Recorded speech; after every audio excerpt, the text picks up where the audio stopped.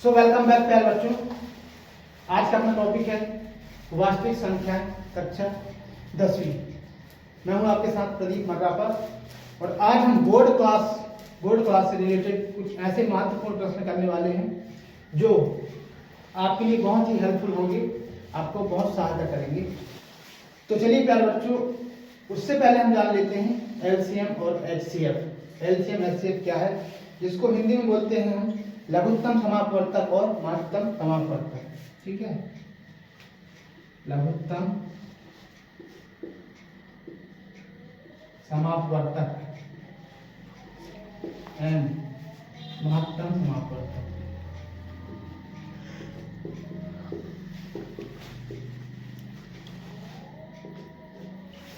English में हम इसको बोलेंगे लीस्ट कॉमन मल्टीपल और एचसीएफ को हाईएस्ट कॉमन फैक्टर। ठीक है, LCM L C M, HCF H C L. ठीक है, एल का मतलब होता है लीस्ट, सी का मतलब होता है कॉमन, एम का मतलब होता है मल्टीपल, एच का मतलब होता है हाईएस्ट, सी का मतलब होता है कॉमन और एफ का मतलब होता है फैक्टर। ठीक है, एलसीएम एचसीएफ का जब तक हम बेसिक अध्ययन ना करेंगे तब तक हमें हर प्रकार के सवाल नहीं बनेंगे। एलसीएम जैसे कि हमारे पास दो संख्याएं हैं,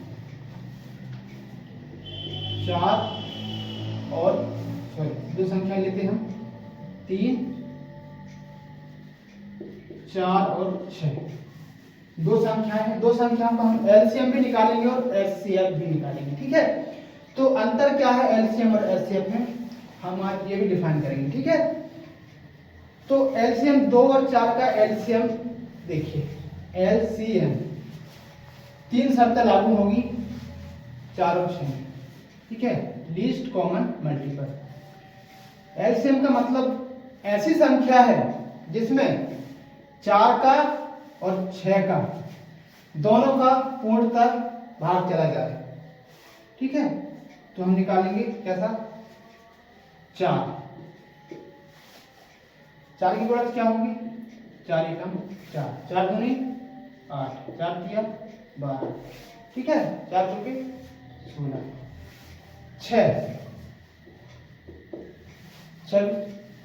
6 एकम 6, 6 दूनी 12, 6 तिया 18, 6 चौके 24। ठीक है, अब ध्यान देने वाली बात यह है कि यहां पर देखिए मल्टीपल निकाल ली हमने। क्या निकाले, मल्टीपल, 4 के मल्टीपल निकाल लिए। पहला काम तो हमने कर दिया। ठीक है, पहला काम हम कर चुके हैं, दोनों के मल्टीपल निकाल लिए। अब देखो कॉमन देखना, क्या देखना है, कॉमन। कॉमन कौन सा वाला मल्टीपल कॉमन है, 4 है क्या इसमें, नहीं है। 8 है क्या इसमें, नहीं है। 12 है इसमें, 12 है। कॉमन मल्टीपल निकाल लिए हैं हमने, पहले मल्टीपल निकाले फिर कॉमन निकाल लिए, अब निकालेंगे लीस्ट। ठीक है, ध्यान दो, इधर आगे और टेबल में जाएंगे ना, 16 के बाद 4 5 20, 4 6 24, 4 7 28, 4 8 32, फिर 36, फिर 40। ठीक है, इसी प्रकार 24 के बाद 30, फिर 36, फिर 42। ठीक है, देखिए और कुछ मिल रहा है क्या आगे, 12 के बाद 16 नहीं है, 20 नहीं है, 24 है, 24 है। इसके बाद 28 नहीं है, 32 नहीं है, 36 है। ठीक है, तो कॉमन मल्टीपल कौन कौन से हो गए, एक तो 12 हो गया, एक 24 हो गया और एक क्या हो गया, 36। आगे भी जाएंगे हम तो ऐसे अनंत मिलेंगे। ठीक है, तो ध्यान दीजिए, मल्टीपल कॉमन भी देख लिए, अब देखना है लीस्ट। हमने ऐसी संख्या निकाल ली है 12। क्या निकाले हमने, 12। 12 में ध्यान दो, 12 में 4 का भाग भी जाता है और किसका जाता है, 6 का भी जाता है। ठीक है, इसके बाद 24 में भी 4 का भाग भी जाता है 4 6 24 और 6 का भी भाग जाता है 6 चौके 24। ठीक है, इसके बाद ध्यान दो 36। 36 में भी 4 का भाग जाता है और 6 का भाग भी जाता है। ठीक है, 4 नाम 36 और 6 36। ठीक है, परंतु हमारे पास कितने मिल गए 3। परंतु शर्त क्या है एलसीएम की? एलसीएम की शर्त ये है कि लीस्ट होना चाहिए। क्या होना चाहिए? लीस्ट होना चाहिए। लीस्ट मतलब सबसे कम होना चाहिए, सबसे छोटा होना चाहिए। कौन है? 12। ठीक है, तो इसका एलसीएम क्या हो जाएगा? 12 हो जाएगा एलसीएम। ठीक है, 4 और 6 का एलसीएम क्या हो जाएगा? 12। ठीक है, अब एचसीएफ। एचसीएफ की मीनिंग अलग है। एलसीएम उम्मीद है कि एलसीएम आपको समझ में आया होगा। इसके अलावा भी दूसरी विधि है एलसीएम के लिए। क्या करते हैं एलसीएम के लिए? शॉर्ट में, थोड़ा समय को जाया ना करते हुए शॉर्ट में समझ लेते हैं एलसीएम की। एलसीएम की एक और ट्रिक है, गुणनखंड विधि बोलते हैं जिसको। ठीक है, 4 6। सबसे छोटी संख्या 2 का भाग देंगे, 2 से भाग देंगे, सॉरी 2 एकम 2 2 दूनी 4, 2 दिया 6। ठीक है, फिर 2 से भाग जाएगा, 2 से एक बार 1 में जाएगा, इसके बाद फिर 3 में नहीं जाएगा, तो 3 का 3, फिर 3 से जाएगा, 1 का 1, 3 एकम 3। अब इनका गुणा करेंगे। क्या करेंगे? हम गुणा करेंगे। 2 को उठाओ एक बार 2, फिर 2 को उठाओ गुणा 2, फिर 3 को उठाओ गुणा 3। ठीक है, 2 दूनी 4 और 4 तिया 12। आ गया 12 एलसीएम। ठीक है, ये दूसरी विधि, इसको क्या बोलते हैं? गुणनखंड विधि बोलेंगे इसको, गुणनखंड विधि। गुणनखंड विधि से पूछता सवाल बहुत इंपॉर्टेंट, गुणनखंड विधि से एलसीएम और एचसीएफ निकालिए, एलसीएम एंड एचसीएफ निकालिए। ठीक है, वो हम आगे करने वाले सवाल में करेंगे हम आगे। तो चलिए अब एचसीएफ देखते हैं।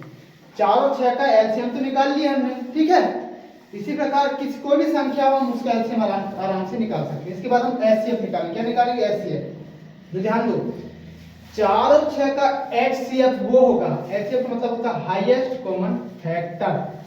ठीक है, एचसीएफ का मतलब होता है हाईएस्ट कॉमन फैक्टर। एचसीएफ वो होगा, ऐसी संख्या होगी जिससे 4 पूर्णतः विभाजित हो जाएगा और 6 पूर्णतः विभाजित हो जाएगा। तो ऐसी कौन सी संख्या है? प्रैक्टिकली देखा जाए तो यहाँ 2 से 4 भी पूर्णतः विभाजित होगा और 6 भी। ठीक है, हम क्या करेंगे? क्या होगा इनका एचसीएफ? 2 होगा। ठीक है, इनको तोड़ेंगे कैसे?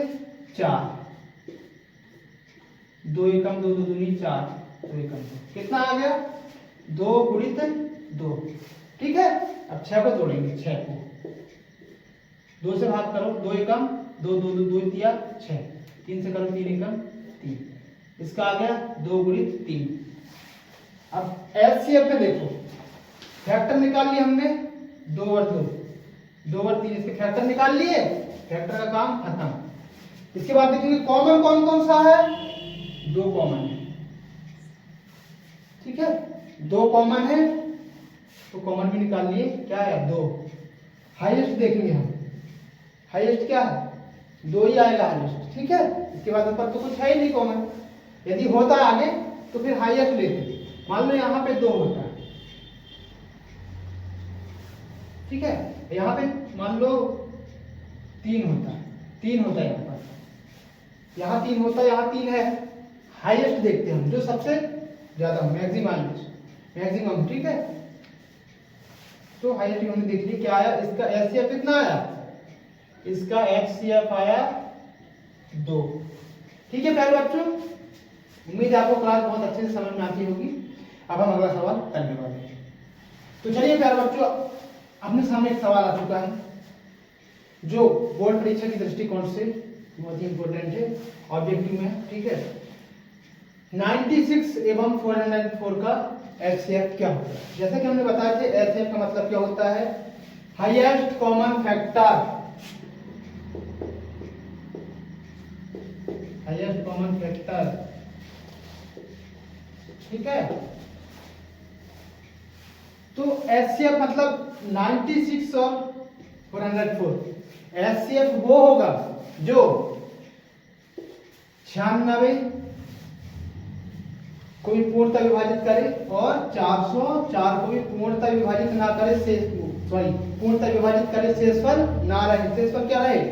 शेषफल 0 होना चाहिए। ऐसी संख्या बताओ जो इसको भी करे और इसको भी करे, दोनों को भी करे, ठीक है, वो संख्या होगी HCF। तो चलिए हम पहले गुणनखंड निकालते हैं। 96 के गुणनखंड निकालेंगे पहले। तो सबसे पहले हमें छोटी संख्या से ध्यान देना, इसमें क्या करना है, छोटी संख्या से हमें विभाजित करते जाना है 2 से। सम संख्या है, इकाई में सम है तो 2 से पूर्णतः विभाजित होगी। 2 से भाग करेंगे, 2 चौके 8, बच गया 1। 9 में भाग दिए 2 का, 2 चौके 8, बच गया 1, हो गया 16। 2 8 16। सीधा ये कर लिया, यदि किसी भी संख्या को यदि हम 2 से भाग देते तो आधी हो जाती है। 96 की आधी क्या होगी? 48, ठीक है। 2 से भाग करेंगे, 2 दूनी 4, 2 चौके 8, फिर 2 से भाग करेंगे, 2 एकम 2, 2 दूनी 4, फिर 2 से भाग करेंगे, 2 1 में नहीं जाएगा पर 12 में चल जाएगा, 2 6 12, फिर 2 से करेंगे, फिर 2 से करेंगे, 2 तिया 6, फिर 3 से करेंगे, 3 एकम 3। तो इसके गुणनखंड क्या होंगे? 2 गुणित, इसको ले लिए एक बार, फिर इसको लेंगे 2, फिर गुणित, फिर ये 2, फिर गुणित 2, फिर गुणित ये 2, फिर गुणित 3, ठीक है। अब बचा 404। 96 का तो हमने कर लिए, अब किसका करेंगे? 404। 404 इसमें भी इकाई में सम है तो 2 से विभाजित होंगे। 2 से भाग करो, 2 दूनी 4, शून्य है तो 0 का 0, 2 दूनी 4, 404 का आधा कर दो, 202, फिर 2 से 2 एकम 2 0, फिर 2 एकम 2। अब भाग होगा क्या इसमें? 101 में किसी का भाग जाता है? 101 में नहीं जाता, ठीक है। 101 एकम 101, इसके गुणनखंड क्या होंगे? 2 गुणित, फिर ये 2 लिख लेंगे, फिर गुणित 101, ठीक है। अब हाईएस्ट कॉमन फैक्टर, तो सबसे पहले काम हमने कर लिए, फैक्टर निकाल लिए, ये निकल गया, ठीक है। अब देखना कॉमन देखना है, कॉमन देखना है क्या है? ये 2 कॉमन है, यहाँ भी इसकी जोड़ी बना दी इसके साथ, ठीक है।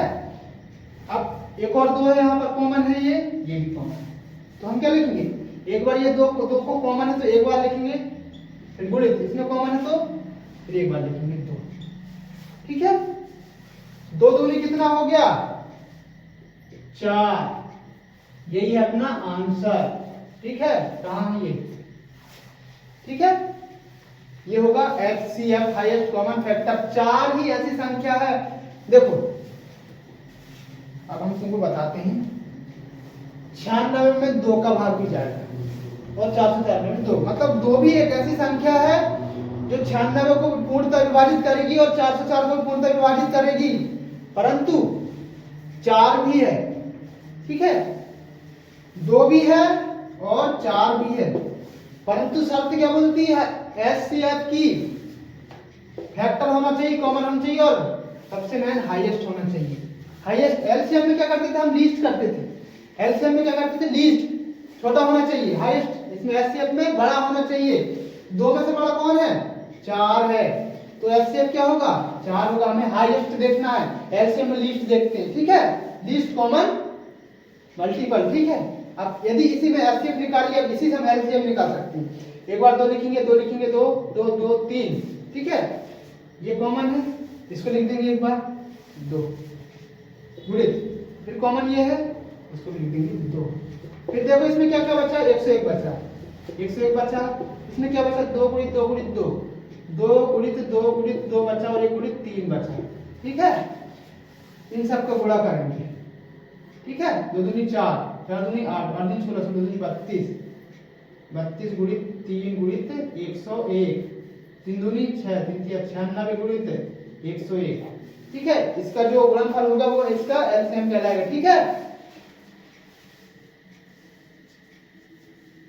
96 एकम, 96 का 6 बच गया 9, 0 का 0, 96 0 0 9, 96 एकम 96, 96 96 इसका आंसर आ गया। ठीक है, एलसीएम क्या आ गया 96 96। ठीक है,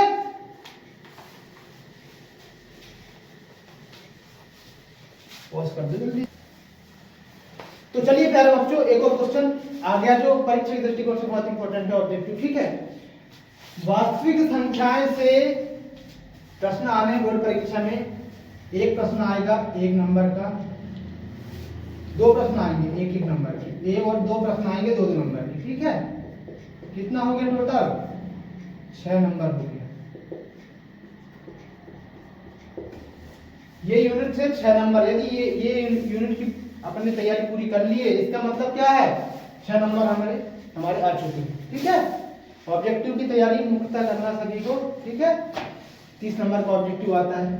ठीक है, तो ऑब्जेक्टिव को भूलना नहीं, प्रायोरिटी में ऑब्जेक्टिव को लेना। चलिए अब आगे चलते हैं। 6 एवं 20 का एचसीएफ, एचसीएफ का मतलब वही करेंगे हम, हाईएस्ट कॉमन फैक्टर। ठीक है, हाईएस्ट कॉमन फैक्टर।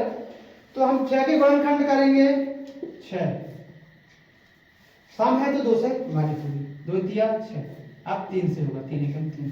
इसी गुणनखंड क्या हुआ 2 गुणित 3। अब क्या करेंगे 20 का गुणनखंड, ये भी सम है मतलब 2 से विभाजित होगा। ठीक है, 10 का आधा, हमने बोले ना यदि किसी संख्या को 2 से भाग करते हैं उसका आधा कर दो, 20 का आधा 10, 2 से करो, 10 का आधा 5। ठीक है, अब 5 से जाएगा इसी गुणनखंड, 2 गुणित 5। फैक्टर निकाल लिए, पहला काम तो कर लिया हमने, फैक्टर निकालने का पहला काम डन। ठीक है, कितने काम करने होते हैं 3, कॉमन देख लिए 2 है, ये 2 एक ही बार लेना, 2 दूनी 4 नहीं कर देना, एक ही बार लेना, दोनों कॉमन, कितना है दोनों को कॉमन लेंगे, ये 2। इसके बाद कोई कॉमन है क्या, नहीं है कॉमन। ठीक है, तो हाईएस्ट भी यही होगा, कुछ कोई है ही नहीं, जिसका एक ही पुत्र हो, वही बड़ा और वही छोटा। ठीक है, इसी प्रकार एक ही है 2 ही है, यही बड़ा और यही छोटा। ठीक है, हाईएस्ट कॉमन फैक्टर 2 आ गया। इसका आंसर क्या है 2 होगा, इसका आंसर 2। ठीक है, तो चलिए प्यारे बच्चों, एक और क्वेश्चन आ गया है। ठीक है, क्वेश्चन है इसमें फार्मूला बोलेंगे। ठीक है, फार्मूला एक और बहुत ही महत्वपूर्ण, ये समझ लो 2024 में आ गया पेपर में। ठीक है, एचसीएफ गुणित एलसीएम इज इक्वल टू क्या होता है, एचसीएफ फॉर्मूला ये होता है, पहली संख्या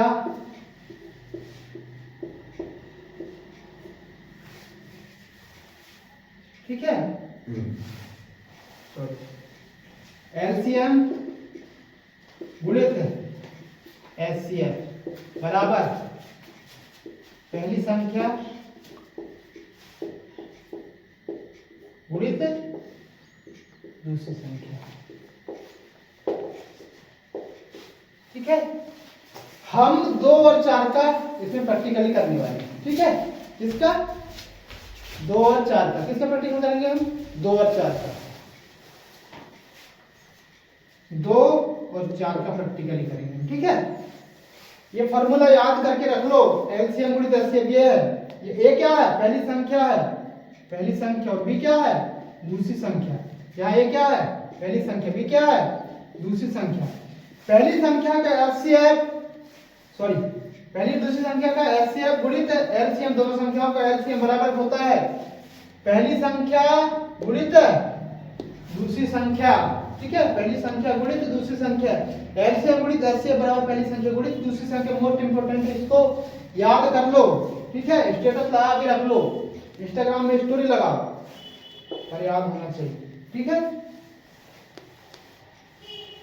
तो हम 2 और 4 का प्रैक्टिकली करेंगे। 2 और 4 दो संख्या निकाल ली हमने। ठीक है, 2 और 4, इसका एचसीएफ होगा 2। कैसे होगा 2 एक ऐसी संख्या है छोटी से छोटी जो 2 को विभाजित करेगी और 4 को भी, और इसका एलसीएम क्या होगा, एलसीएम भी 4 ही होगा। 4 एक ऐसी संख्या जो 2 से भी भाग जाती है, 4 से भी। 2 दूनी 4, 4 एकम 4। तो देखो पहली संख्या एलसीएम क्या है 2, एलसीएम क्या है 4।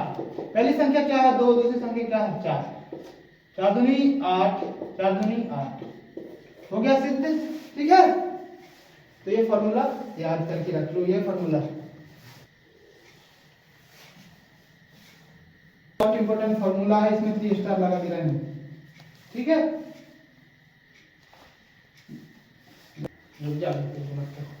लोग करता नहीं करता। तो चलिए प्यारे बच्चों, एक और क्वेश्चन आ गया है, संख्याओं को अभाज्य गुणनखंडों के गुणनफल के रूप में लिखना, ठीक है। गुणनखंड सबसे पहले क्या करना है, गुणनखंड निकालना है और अभाज्य गुणनखंडों के रूप में, अभाज्य गुणनखंडों के गुणनफल के रूप में व्यक्त करना है, जो मोस्ट इंपोर्टेंट सवाल है, ठीक है। परीक्षा की दृष्टिकोण से बहुत ही इंपॉर्टेंट सवाल है ये, ठीक है। 2 नंबर में 2 क्वेश्चन आने वाले हैं, एक क्वेश्चन इससे आएगा। तो हम पहले 140 से स्टार्ट करते हैं, पहला 140, ठीक है। इसके गुणनखंड क्या करेंगे, क्या करेंगे हम, गुणनखंड करने वाले। सम है ये, मतलब 2 से विभाजित होगा,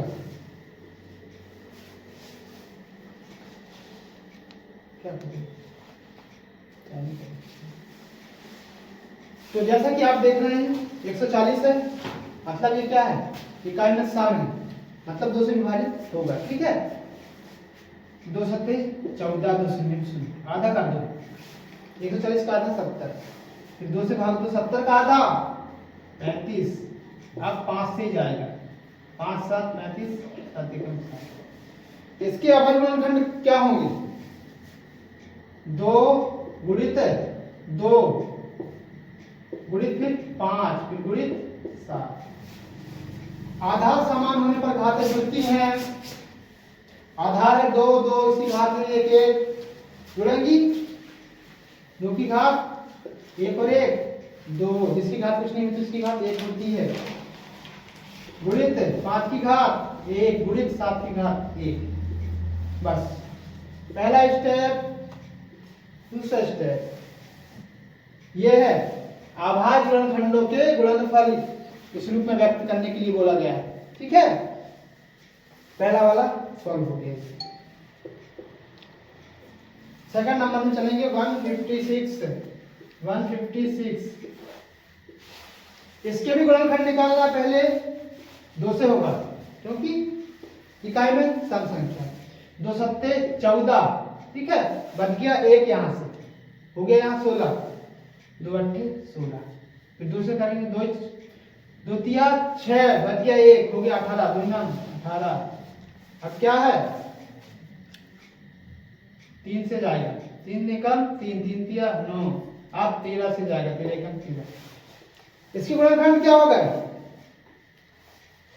2 फिर ये 2 फिर ये 3 फिर ये 13। जैसा इसमें किया हमने, आधार समान होने पर घातें जुड़ेंगी, ये 2 2 है, 2 की घात 1 2 की घात 1 मतलब 2 की घात 2 गुणित 3 की घात 1 गुणित 13 की घात 1। ये सॉल्व हो गया, ठीक है। अब ये सवाल को तुम रट लो, ये सवाल को रट डालो, ठीक है। कैसे रटोगे, 74 29, समय बर्बाद नहीं करना है। अभाज्य संख्या कौन कौन सी है, ठीक है, सहभाज्य 17, ठीक है, 17 गुणित, ध्यान दो,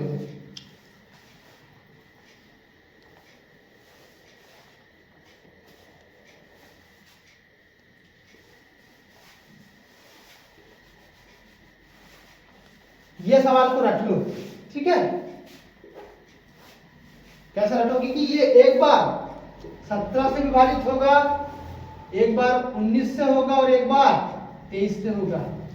इसके गुणनखंडों के गुणनफल क्या होगा, 17 की घात 1 गुणित 19 की घात 1 गुणित 23 की घात 1। और तीनों अभाज्य संख्याएं हैं, तीनों में किसी के भाग जाता है क्या, नहीं जाता, ना 17 में जाता ना 19 में जाता ना 23।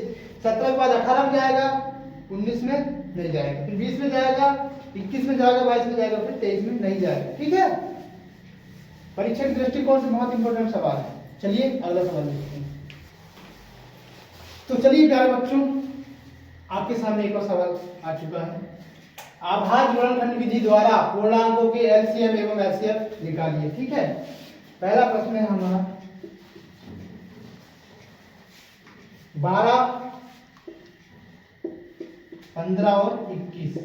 हमारे पास तीन संख्याएं, पहले हमने क्या की थी, दो संख्याओं का एलसीएम एचसीएफ निकाले थे हम। तीन संख्याओं का एलसीएम, एलसीएम मतलब ऐसी संख्या जो 12 से भी विभाजित हो, 15 से भी और 21 से भी विभाजित होना चाहिए। ठीक है, जो 15 12 से भी भाग चला जाए उसमें, 15 से भी 21 से भी, वो होता है एलसीएम। और एलसीएम लीस्ट होना चाहिए। इसके बाद एचसीएफ ऐसी संख्या होती है जिससे हम भाग देंगे तो 12 पूर्ण तक विभाजित हो, 15 भी हो, 21 भी हो। ठीक है, तो चलिए अब इसको क्या करना है, गुणनखंड अभाज्य गुणनखंड विधि द्वारा करना है। किस विधि द्वारा, अभाज्य गुणनखंड विधि द्वारा। और ये सवाल 2 नंबर में आ गया, समझ लो, लिख के रख लो आप। ठीक है, पेपर में ना आए तो हमको आके बोलना, एक सवाल इससे आने वाला है।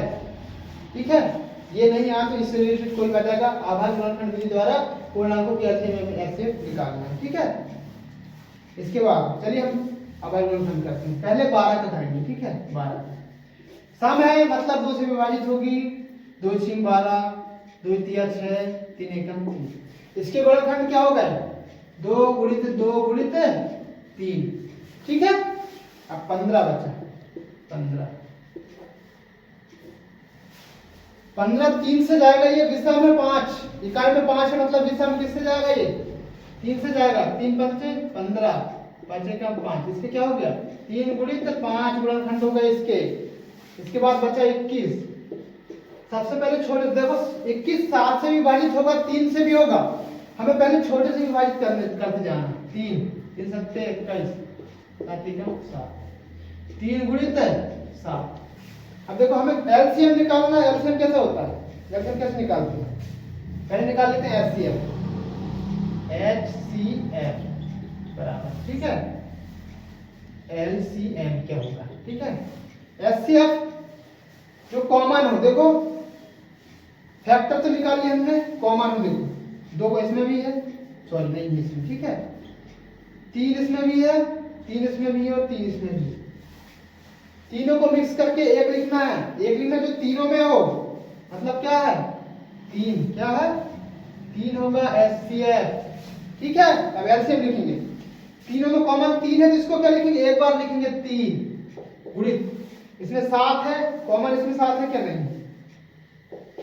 ये 7 भी हो गया, 3 भी हो गया। यहाँ बचा 5 है, 5 भी हो गया, यहाँ से 3। अब यहाँ क्या बचा, 2 और 2 बचा है, गुणित 2 गुणित 2।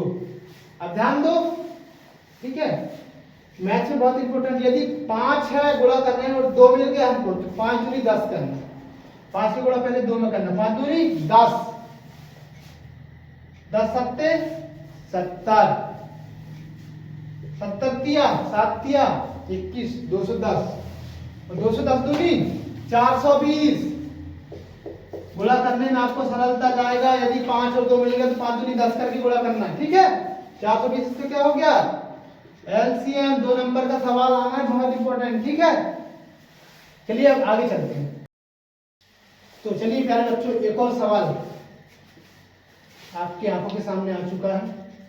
ठीक है, जो बहुत ही इंपॉर्टेंट है, बहुत ही ज्यादा, समझ लीजिए रेयर केस है। ठीक है, इतना इंपॉर्टेंट है कि एक सवाल या तो ये पूछेगा या यह पूछ लेगा। ये लिखा है कि कर्णी 3 एक अपरिमेय संख्या है, कर्णी 5 पूछ लेता है, कर्णी 7 पूछ लेता है। ठीक है, एक सवाल 101% आना ही है। ठीक है, चलिए हम सिद्ध करते हैं। इसको क्या करना, सिद्ध कीजिए। सवाल आएगा सिद्ध कीजिए कि 5 माइनस कर्णी 3 एक अपरिमेय संख्या है।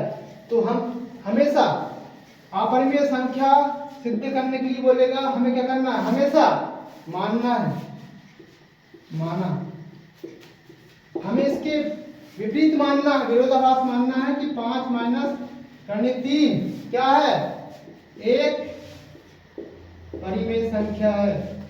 क्या है, परिमेय संख्या। हमको इसके हमेशा विरोधाभास मानना है, एक परिमेय संख्या है, ये क्या है, विरोधाभास है।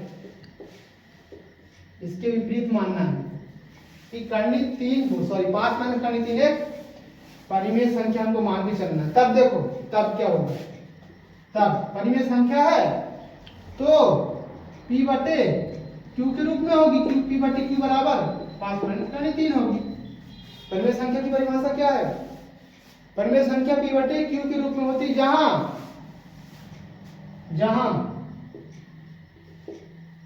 p एंड q क्या है, पूर्णांक है एंड सहअभाज्य है, सहअभाज्य है, ठीक है। और दूसरी शर्त क्या है, q बराबर नहीं है 0 के, ठीक है। मान लिए अब हम क्या करेंगे, ध्यान दो, 3 स्टेप में सवाल हल है, छोटा सा सवाल है, ठीक है। 3 स्टेप में आपका सवाल हल है। हमें पहले क्या काम करना है, परिमेय अपरिमेय संख्या सिद्ध करने के लिए हमें मानना पड़ेगा कि ये परिमेय संख्या है, ठीक है। तब p बटे q बराबर 5 माइनस करनी 3। अब ध्यान दो, इधर माइनस करनी 3 को मैं इधर लेके आता हूं, ठीक है। माइनस करनी 3 को इस तरफ लेके आएंगे हम, क्या हो जाएगा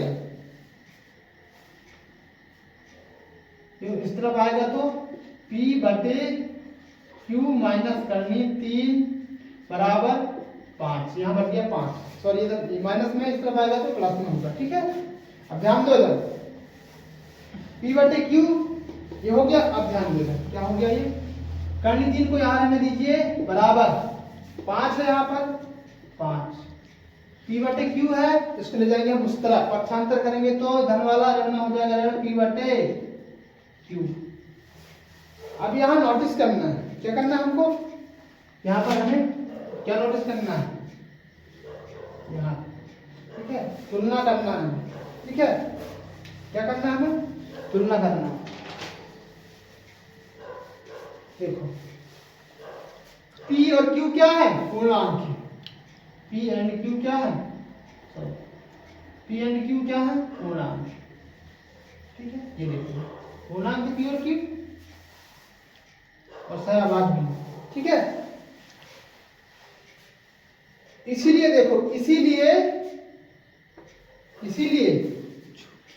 5 माइनस p बटे q क्या होगी, परिमेय संख्या। 5 माइनस p बटे q क्या होगी, परिमेय संख्या। परंतु ये लेफ्ट हैंड साइड है बराबर राइट हैंड साइड, परंतु कर्ण 3 क्या है, कर्ण 3 अपरिमेय है, क्या है, अपरिमेय है, अपरिमेय है।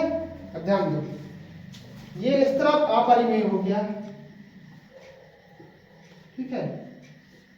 लेफ्ट हैंड साइड में क्या हो गया, अपरिमेय, और राइट हैंड साइड में क्या है, परिमेय संख्या, परिमेय बराबर है क्या, ये मतलब ये कथन क्या है, कथन क्या है, गलत है, गलत है, ये गलत है, मतलब सवाल गलत नहीं है, सवाल गलत मत समझना, कथन गलत है, ये कथन स्पष्ट नहीं है।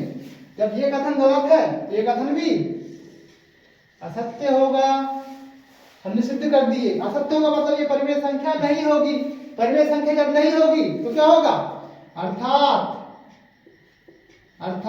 5 माइनस करनी 3 क्या है, अपरिमेय संख्या है, अपरिमेय संख्या है, ठीक है। बस 1 2 3 स्टेप में सवाल ही हल हो गया, ठीक है। मोस्ट इंपोर्टेंट सवाल है, ये सवाल आता ही है, हर साल आता है एक सवाल, या तो ये बोल देगा या ये बोल देगा करनी 3 एक अपरिमेय संख्या सिद्ध कीजिए, ठीक है। करनी 5 बोल देगा, करनी 7 बोल देगा, पर आएगा एक सवाल, ठीक है। तो ठीक है दोस्तों, प्यारे बच्चों, आज की क्लास हम खत्म करते हैं। उम्मीद है आपको हमारी क्लास बहुत अच्छी लगी होगी। कोई भी डाउट हो आप कमेंट में लिख सकते हैं, कोई भी क्वेश्चन हो 10वीं क्लास का, कोई भी क्वेश्चन हो, ठीक है, 9वीं क्लास 10वीं क्लास, आप हमें कमेंट कर सकते हैं, उस पर हम वीडियो डालेंगे। ऑफलाइन क्लास वाले भी क्लास में पूछ सकते हैं जो भी डाउट हो, ठीक है। तैयारी हमें ऐसी करना है कि 1% भी 99% तैयारी नहीं करना, हमें 100% तैयारी करना है। एक भी क्वेश्चन नहीं छूटना चाहिए, चाहे ऑब्जेक्टिव का हो या फिर क्वेश्चन का। क्वेश्चन। ठीक है दोस्तों, तो जय हिंद सभी को गुड नाइट। अच्छे से तैयारी करें और रिजल्ट अपना अच्छा बनाएं, ठीक है, और अपने परिवार के साथ खुश रहें, ठीक है। धन्यवाद।